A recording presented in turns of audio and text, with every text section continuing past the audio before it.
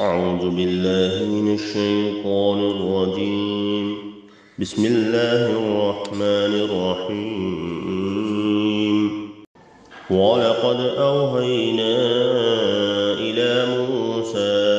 أن أسر بعبادي فاضرب لهم طريقا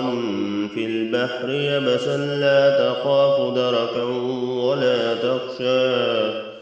فأتبعهم فرعون بجنوده فغشيهم من اليم ما غشيهم وأزل فرعون قومه وما حدا. يا بني إسرائيل قد أنجيناكم من عدوكم وواعدناكم جانب الطور الأيمن ونزلنا عليكم المن والسلوى كلوا من طيبات ما رزقناكم ولا تطغوا فيه فيهل عليكم غضبي ومن يحلل عليه غضبي فقد حوى. وإني لغفار لمن تاب وآمن وعمل صالحا ثم اهتدى. وما أعجلك عن قومك يا موسى قال هم أولئك على أثري وعجلت إليك ربي لترضى. قال فإنا قد فتنا قومك من بعدك وأضلهم السامري. فرجع موسى إلى قومه غضبان أسفا قال يا قوم ألم يعدكم ربكم وعدا حسنا أفتال عليكم العهد أم أردتم أن يهل عليكم غضب من ربكم فأخلفتم موعدي. قالوا ما أخلفنا موعدك بملكنا ولكننا حملنا أوزارا من زينة القوم فقذفناها فكذلك ألقى السامري. فأخرج لهم عجلا جسدا له خوار فقالوا هذا إلهكم وإله موسى فنسي. أفلا يرون ألا يرجع إليهم قولا ولا يملك لهم ضرا ولا نفعا. ولقد قال لهم هارون من قبل يا قوم إنما فتنتم به وإن ربكم الرحمن فاتبعوني وأطيعوا أمري. قالوا لن نبرح عليه آكفين حتى يرجع إلينا موسى. قال يا هارون ما منعك إذ رأيتهم ذلوا ألا تتبعن أفأسيت أمري. قال يا ابن أم لا تأخذ بلحيتي ولا برأسي إني خشيت أن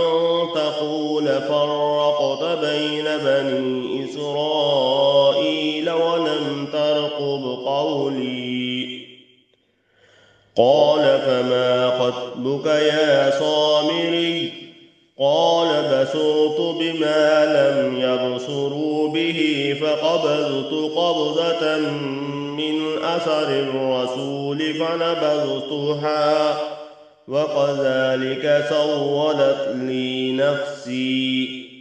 قال فاذهب فإن لك في الحياة أن تقول لا مساس وإن لك موعدا لن تخلفه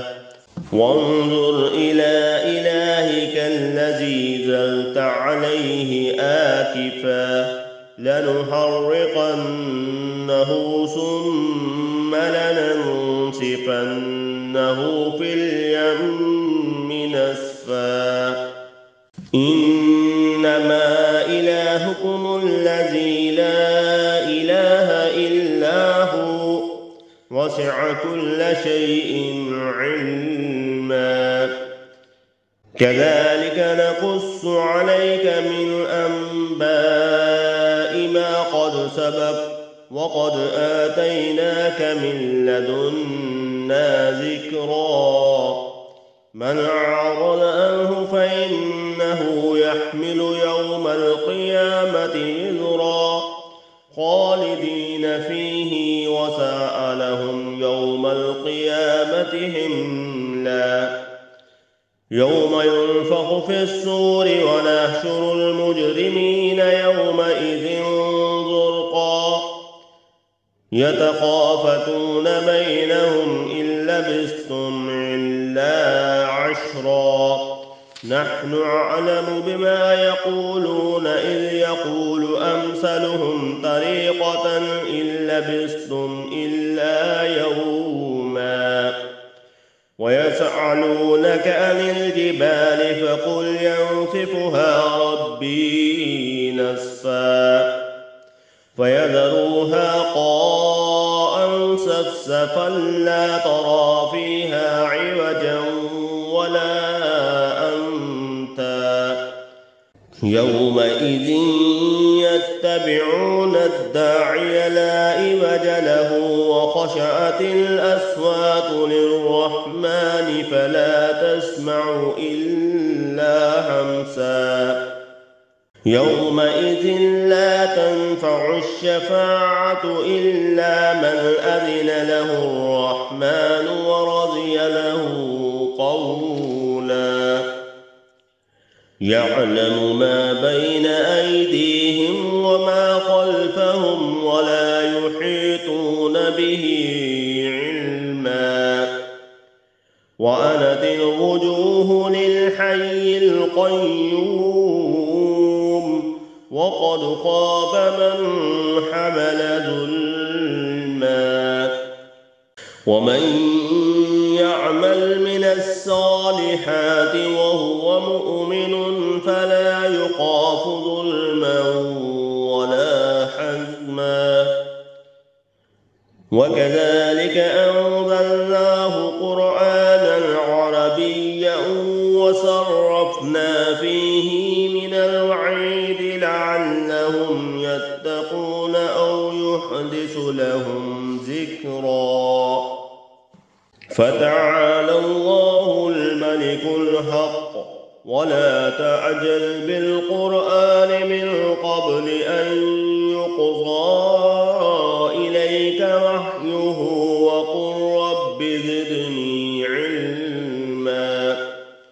ولقد أحدنا إلى آدم من قبل فنسي ولم نجد له عزما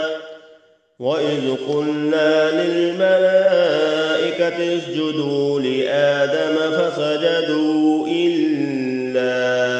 إبليس أبى فقلنا يا آدم إن هذا عدو لك ولزوجك فلا يخرجنكما من الجنة فتشقى إن لك ألا تجوع فيها ولا تعرى وأنك لا تظمأ فيها ولا تضحى فوسوس إليه الشيطان قال يا